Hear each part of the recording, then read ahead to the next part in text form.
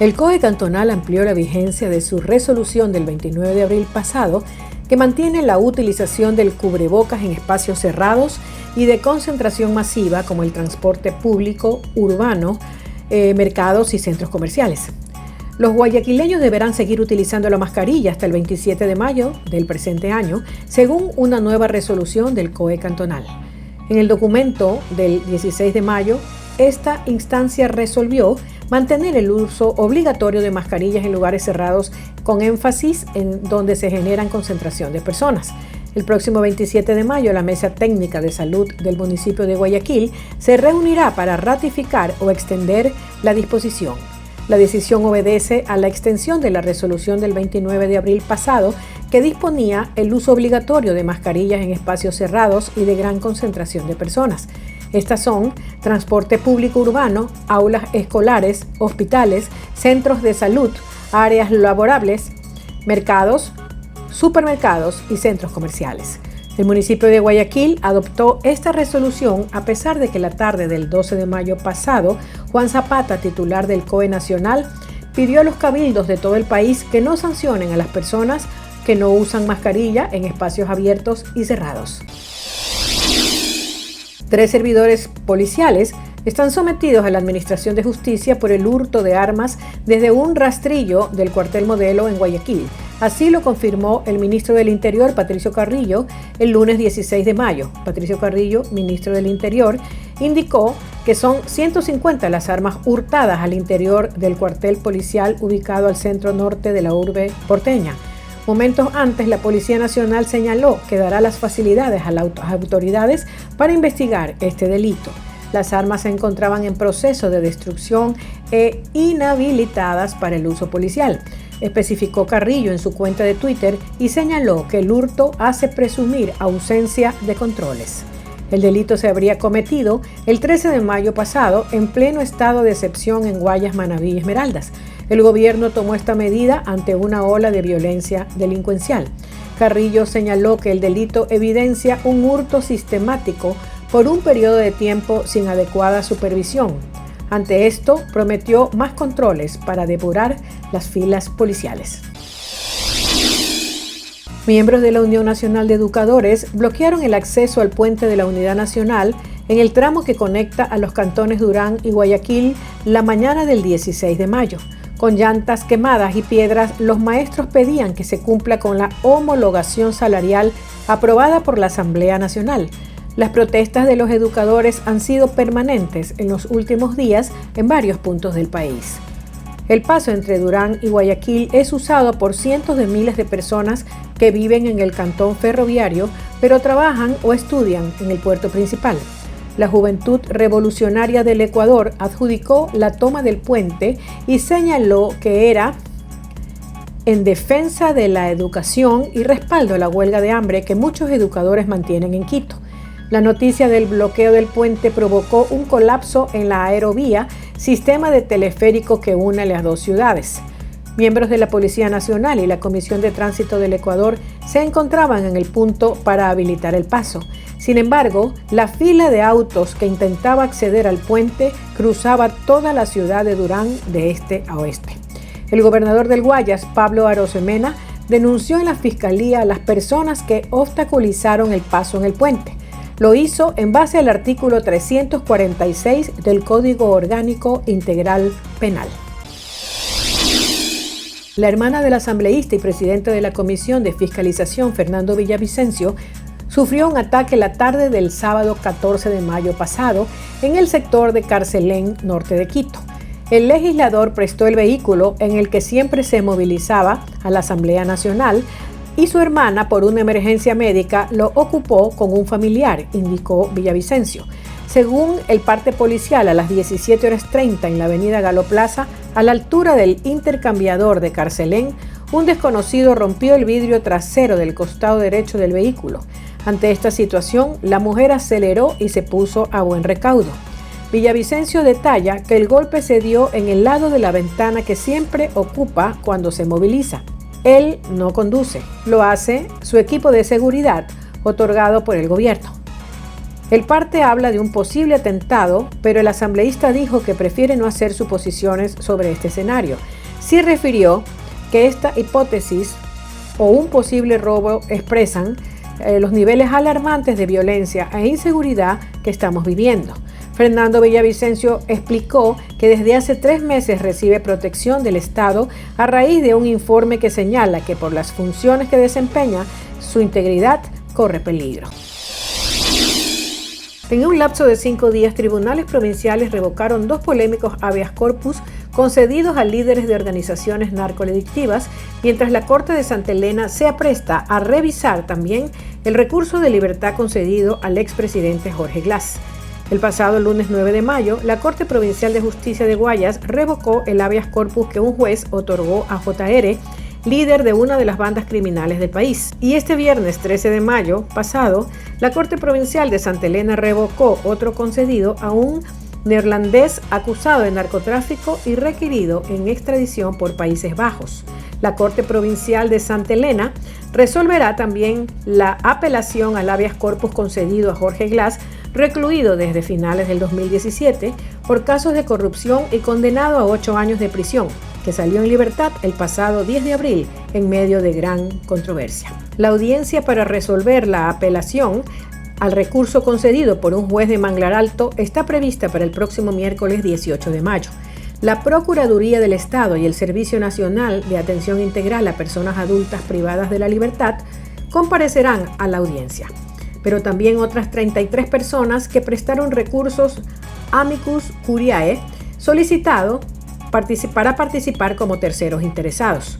Entre las personas que participarán están militares y simpatizantes de la Revolución Ciudadana, pero también la fiscal general del Estado, Diana Salazar. También pidieron participar, entre otros, el político Andrés Páez y Carlos Alvear, abogado que integró el equipo de defensa del expresidente Rafael Correa. En el caso de que también se le revoque la libertad a Glass, deberá retornar a la cárcel regional de Cotopaxi. La draga que realizará los trabajos de extracción de sedimentos en los alrededores del islote El Palmar, en el río Guayas, vendrá al país desarmada en un flete naviero.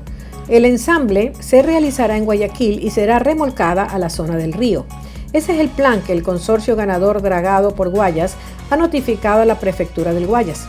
Es una draga que es propiedad de la compañía china, que es parte del consorcio que ofreció hacer el dragado por $44.016.862. La draga viene desde el puerto de Qingdao y ya es una embarcación repotenciada que tiene sus años de operación. Es una draga corte succión. La firma del contrato del dragado con el consorcio se tiene previsto realizarla este 17 de mayo y desde allí correrán una serie de plazos para ejecutar los trabajos de esta obra que fue adjudicada el 24 de febrero pasado. El proceso de adjudicación estuvo suspendido unos días debido a reclamos presentados por los otros oferentes. Nicolás Andrade, director de Riesgos, Drenaje y Dragas de la Prefectura, explicó que los 3 primeros meses del contrato corresponden a adecuaciones de sitio, tuberías, geotextiles para la zona que va a recibir sedimentos, entre otros. Y a finales de ese tercer mes se espera que la draga esté ya lista en el país. La idea es mejorar la sección hidráulica del afluente el río Daule y Babahoyo.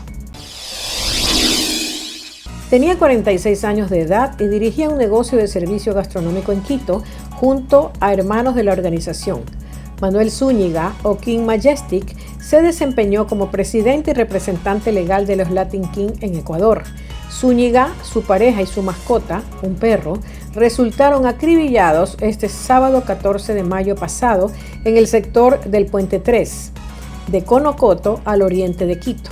Los sicarios le dispararon desde otro vehículo en movimiento con un fusil AR-15. Luego, 2 sujetos descendieron y los remataron cuando el auto de la víctima chocó contra un poste. En la escena, los agentes de criminalística levantaron más de 20 casquillos de balas, tanto de fusil como de pistola. El comandante subrogante de la Zona 9, José Garcés, indicó a la prensa que videos de cámaras de seguridad dan cuenta de cómo los ocupantes del otro vehículo venían siguiendo a la pareja. Parte del ataque armado quedó registrado en video y las primeras diligencias de la policía se centran en hallar al vehículo involucrado en el caso de sicariato y en identificar a los responsables. Lamentablemente, un nuevo caso de irrespeto al ciclista se conoció en Ecuador cuando el deportista Jimmy Quimbiamba del Movistar Vest fue impactado por un vehículo motorizado mientras se ejercitaba por la vía cerca de Cayambe. Ocurrió este 11 de mayo pasado. El deportista estaba en grupo junto con otros ciclistas, entre estos su hermano Danilo Quimbiamba. Ellos se ejercitaban por el sector de Nápoles en las afueras de Cayambe, en la provincia de Pichincha. Algunas versiones de testigos, una volqueta impactó a otro auto y este se impactó contra el grupo de pedalistas. Así lo confirmó el equipo profesional de Movistar Vest en un comunicado. Lamentablemente, los hermanos Quimbiamba fueron los más afectados y fueron trasladados a un hospital, se asegura. Estábamos rodando cuando un auto se nos vino encima. Gracias a Dios no tenemos nada grave, contó el ciclista de Movistar Vest.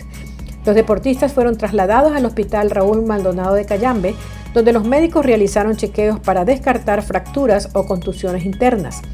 Horas más tarde, los deportistas fueron dados de alta. El equipo de ciclismo informó que los conductores fueron retenidos por la policía, al igual que los vehículos y las bicicletas para investigaciones. Otro de tantos casos de ciclistas lastimados en las vías ocurrió el 13 de febrero pasado, cuando Miriam Núñez también fue impactada por el vehículo en la autopista General Rumiñahui, cerca de Quito. Un incendio estructural en el Mercado Santa Clara, centro norte de Quito, se registró la noche de este sábado 14 de mayo pasado. El ECU 911 reportó la emergencia a las 10 horas 37 minutos a través de un mensaje de Twitter. Se detalló que desde la sala de operaciones se coordinó el despacho del personal especializado del Cuerpo de Bomberos, de la Policía y del COE de Quito. El Cuerpo de Bomberos de Quito informó a través de su cuenta de Twitter cerca de las 23 horas que se produjo el incendio en el interior del mercado y que personal trabajó en el lugar hasta poder controlar el fuego. Hasta las 23 horas 34 no habían reporte sobre personas afectadas. El comandante de bomberos Esteban Cárdenas detalló que no hubo víctimas mortales ni personas heridas. Con 47 efectivos, nuestro equipo controló y sofocó el incendio. A esta hora se realiza remoción de escombros y enfriamiento de los sitios afectados. Usuarios de las redes sociales reportaron que el incendio fue de grandes proporciones y que afectó a gran parte de la estructura. Varios de los comerciantes que mantienen sus puestos en este centro de abastos se acercaron a este lugar para tratar de rescatar lo que quedó del incendio y verificar si sus locales fueron afectados. Desde la Agencia de Coordinación Distrital del Comercio del municipio de Quito se informó que su personal fue al lugar para brindar apoyo a los comerciantes afectados por el incendio. Los domicilios de varios jueces conservadores del Tribunal Supremo han sido escenario de sonadas protestas de activistas pro aborto en los últimos días. Se quejan de que la máxima corte del país pueda anular el derecho a la interrupción del embarazo casi 5 décadas después. El abogado constitucionalista Rafael Peñalver opina que los manifestantes están en todo su derecho. Existe el derecho de la libre expresión y de poder protestar libremente dentro de los límites establecidos en cada municipalidad. La municipalidad no te puede negar el derecho de hacer una protesta. Sin embargo, los gobernadores republicanos de Virginia y Maryland, estados en los que residen los jueces, han exigido al Departamento de Justicia que impidan estas protestas. También han pedido que aumenten todavía más la seguridad de los jueces.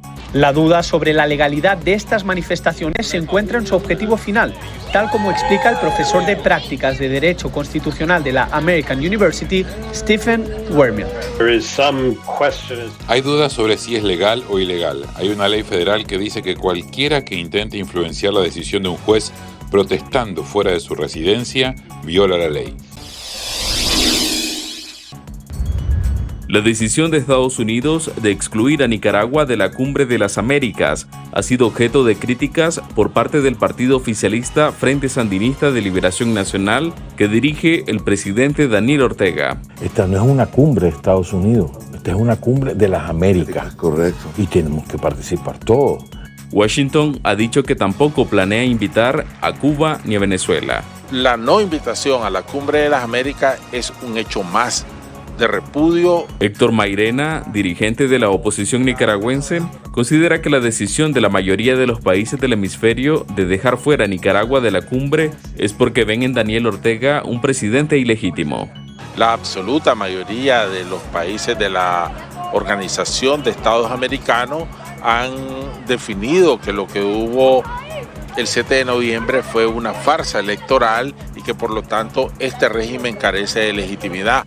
Sin embargo, Daniel Ortega insiste en denunciar que su gobierno es víctima de Estados Unidos, país que ha aplicado sanciones a más de 40 funcionarios. Porque con las bárbaras sanciones que están aplicando, piensan que van a humillar a los pueblos. Mientras Nicaragua queda excluida de foros importantes en la región, ha fortalecido sus alianzas con China, Rusia e Irán, con quienes ha firmado acuerdos de cooperación. Vamos con más información. Al menos 11 personas se ahogaron y otras 31 fueron rescatadas cuando un barco que transportaba migrantes haitianos naufragó a 10 millas náuticas de Puerto Rico. Así lo informó la Guardia Costera de Estados Unidos. La tragedia coincide con un aumento de migrantes que intentan llegar a aguas estadounidenses, muchos de ellos haitianos que huyen de la violencia de las pandillas. Hasta el momento las autoridades no han logrado determinar cuántas personas se movilizaban en la embarcación. Los sobrevivientes fueron llevados a Puerto Rico y 8 de ellos fueron trasladados a un hospital local. Murió la periodista chilena Francisca Sandoval, quien fue herida por un disparo en la cabeza mientras cubría una de las manifestaciones del Día del Trabajador en Santiago el pasado 1 de mayo. La reportera del Canal 13, madre de una niña de 6 años, permaneció 12 días hospitalizada. Su deceso generó la reacción del presidente Gabriel Boric, quien aseguró que la violencia perjudica a la democracia. Un hombre de 41 años fue detenido como sospechoso y ahora es acusado por la justicia chilena de homicidio.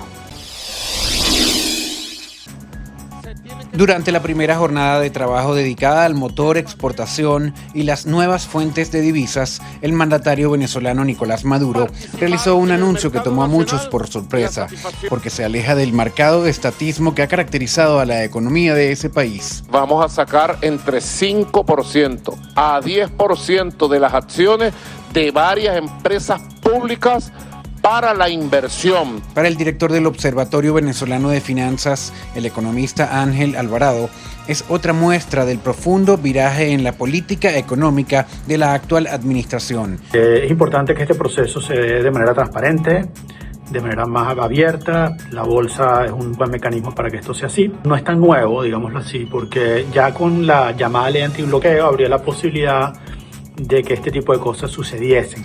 Esto realmente abre una serie de puertas que antes no teníamos. Esto va a abrir un proceso de modernización de las finanzas en Venezuela. Desde el año pasado, el mandatario venezolano comenzó a revertir el modelo económico socialista de su predecesor Hugo Chávez al ceder la administración de unas 13 empresas de alimentos estatales a terceros a cambio de pagos y así reducir el gasto público. Mientras el gobierno de El Salvador asegura haberle declarado la guerra a las pandillas, los capturados se cuentan por miles. De acuerdo con las estadísticas oficiales más recientes, desde que empezó el régimen de excepción el 26 de marzo, ya suman cerca de 27,000 los detenidos por sus presuntos vínculos con grupos criminales. El grupo incluye a más de 1,000 niños entre los 12 y 17 años. Es coincidente en las edades de captura con homicidios que se daban en el país, pero es donde ellos también concentran la mayor cantidad de postes, colaboradores, algunos homeboys. Organizaciones defensoras de los derechos humanos cuestionan las capturas masivas, señalando que se ha criminalizado la juventud y que no todos los detenidos están relacionados a pandillas. 1,089 menores detenidos, que representa el 4.1% de las detenciones, es un altísimo número. Súmenle los jóvenes, o sea, los menores de 30 años. Es el mayor grupo etario que se está deteniendo. Quiere decir que se está criminalizando a la juventud y a la apariencia. Apenas 2 días después de un motín carcelario en la ciudad ecuatoriana de Santo Domingo, que dejó al menos 44 muertos, se dispararon las alertas ante un posible nuevo amotinamiento. Se trata de un fenómeno ahora muy común y con tintes de violencia extrema, explica la investigadora Carla Álvarez, quien tiene su calificación del sistema penitenciario. En una palabra, fallido, porque es un sistema que pone a mucha gente en la cárcel y que le da pésimas condiciones. El sacerdote Luis Barrios, profesor de Psicología Forense y Criminología en la Universidad de Nueva York, quien es parte de una comisión de pacificación de las prisiones, discrepa con las acciones adoptadas por el gobierno para frenar la violencia entre los privados de libertad. Tú tienes unos PPL que responden a unos intereses de unas mafias de droga. Tú tienes unos policías, militares, agentes penitenciarios, agentes del SNAI que responden a esa corrupción. Ambos sugieren soluciones para generar una rehabilitación social. Lo que pasa es que no tenemos voluntad política, entonces no tenemos un plan estratégico de acción, no tenemos inversión en infraestructura, lo que tenemos es medidas tibias. Yo empezaría primero por quitar toda esta cultura policial que existe en estas instituciones. ¿Por qué no un civil que sepa lo que tiene que hacer desde la perspectiva de rehabilitación social? En un reciente informe, la CIDH aseveró que los graves hechos de violencia evidencian un sistema penitenciario colapsado y que son producto de una situación estructural que responde al abandono del sistema penitenciario por parte del Estado. Los latinos al parecer están encontrando mejores oportunidades o razones de crecimiento en lugares donde antes no lo habían visto, lo que ha hecho que ya no se concentren solamente en las grandes metrópolis, señala el American Immigration Council. Ahora se ve hispanos y latinos en todas partes de Estados Unidos, en ciudades más pequeñas e incluso en áreas rurales. Es una tendencia que hemos visto desde mediados del 2000. Obviamente el costo de vida es más alto en áreas urbanas más densas, así que, como muchas otras familias, los estadounidenses hispanos están buscando opciones con más espacio para vivir, pero también tengan más oportunidades de trabajo. Empero, según el Centro de Investigaciones Pew Research, los 10 condados que ganaron la mayor cantidad de hispanos entre 2010 y 2020 fueron principalmente grandes condados metropolitanos en el sur y el oeste del país. Hace poco, en 1990, el 86% de los latinos vivía en solo 9 estados: Arizona, California, Colorado, Florida, Illinois, Nueva Jersey, Nuevo México, Nueva York y Texas. Aunque la población latina ha crecido en cada uno de esos estados, su porcentaje de todos los latinos en Estados Unidos se redujo al 73% para 2020. Y es que, como destaca Lim, esto podría tener relación con el desarrollo de algunas industrias en el país.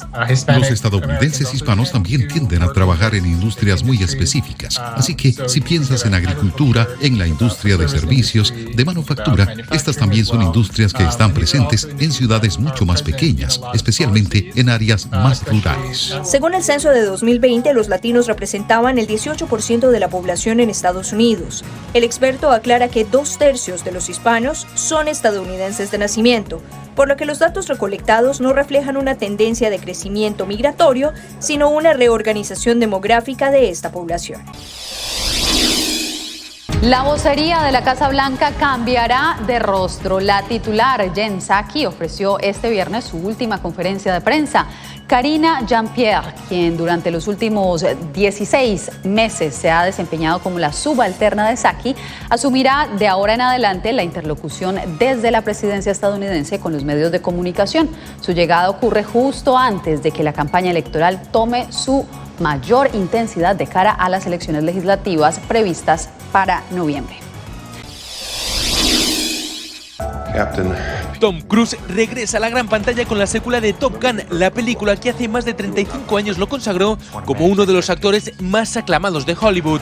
La estrella del cine, que también ejerce de productor, cuenta que durante mucho tiempo el público le pedía una segunda parte de esta trama, pero quería esperar un poco para conseguir una buena dosis de acción que solo la tecnología le podía dar. Finalmente pensé, esto es ahora o nunca. Esa idea siempre estuvo ahí. Cuando viajaba alrededor del mundo todos querían una secuela porque no estaba bien. Es solo que la historia no estaba bien. Me acostaba en la cama y pensaba constantemente en historia. Estaba esperando que saliera la tecnología para poder hacer algunas de las cosas que quería lograr. Cruise empezó en la industria del cine a los 19 años con un papel secundario en Taps. Después llegarían los éxitos y los reconocimientos. Nunca ha ganado un Oscar pese a estar nominado en 3 ocasiones. Él confiesa que vivir de su pasión es lo mejor que le ha podido pasar. Toda mi vida, desde que tenía 4 años, quería hacer películas y recuerdo estar en el set de Taps y pensar, ya sabes, si puedo hacer películas el resto de mi vida sería muy feliz. Así que es un poco increíble, es surrealista. A sus 59 años, Tom Cruise quiere demostrar que está en perfecta forma para seguir dando vida a Pete Maverick Mitchell, uno de los mejores aviadores de la Armada de Estados Unidos. Una historia con la que espera cautivar al gran público. No solo es el entrenamiento, sino también estructuralmente la realización de la película. En todos los sentidos, técnicamente es un desafío, pero también emocionalmente. ¿Cómo creas una historia como esta y encuentras constantemente el tono? La película se estrenará el próximo 24 de mayo en Estados Unidos y muchos países de América Latina.